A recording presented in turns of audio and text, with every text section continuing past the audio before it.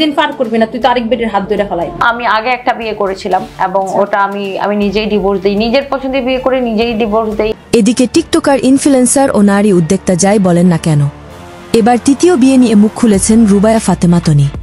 তিনি লাইভে বলেন তার এই তৃতীয় বিয়ের পর তার বর্তমান স্বামী তাকে অনেক আদর করে। আগের স্বামী যদিও যেটা করতে পারে না, এই স্বামীর সব দিক দিয়ে সব রকম ভাবে ভালোবাসা দিতে পারে এই তনিকে।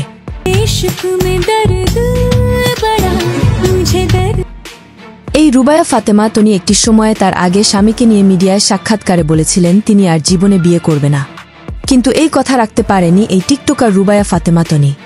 তার আগের স্বামীর 8 মাস পেরোতে না পেরোতে নতুন স্বামী খুঁজেছিলেন এই টিকটকার। পরিশেষে জানা যায় এই সিদ্দিককে তার মনে ঠাঁই দিয়ে নিজের স্বামী জায়গায় রেখেছেন এই নারী উদ্যোক্তা। চলেন তাদের বিয়ের পর কেমন সুখে আছেন তা একটু জেনে আসা যাক।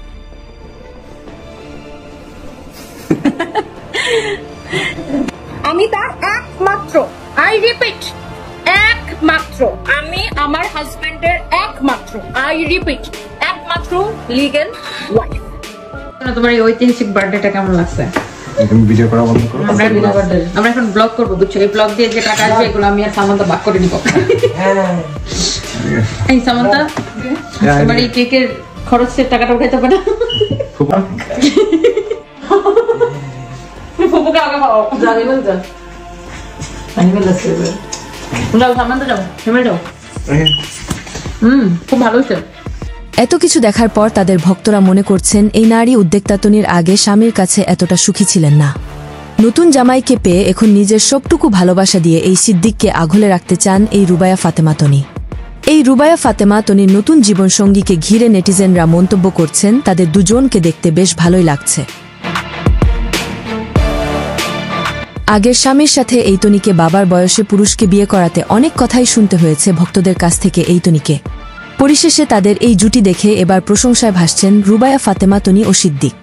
আপনারা শুনে আরও অবাক হবেন যে এই জুটির এটাই প্রথম বিয়ে নয়, তারা এর আগে দুজনেই একাধিক বিয়ে করেছে বলে সূত্র ধরে জানা গিয়েছে। অনেকেই বলছে শেষমেশ এবার তাদের জুটিটি দারুণ হয়েছে। এই বিষয়ে আপনাদের মূল্যবান মতামত আমাদেরকে জানিয়ে দিতে পারেন কমেন্টস করে। 2 দিন যাবত নিউজ ফিডে ঢুকতে পারতেছি না, কেন?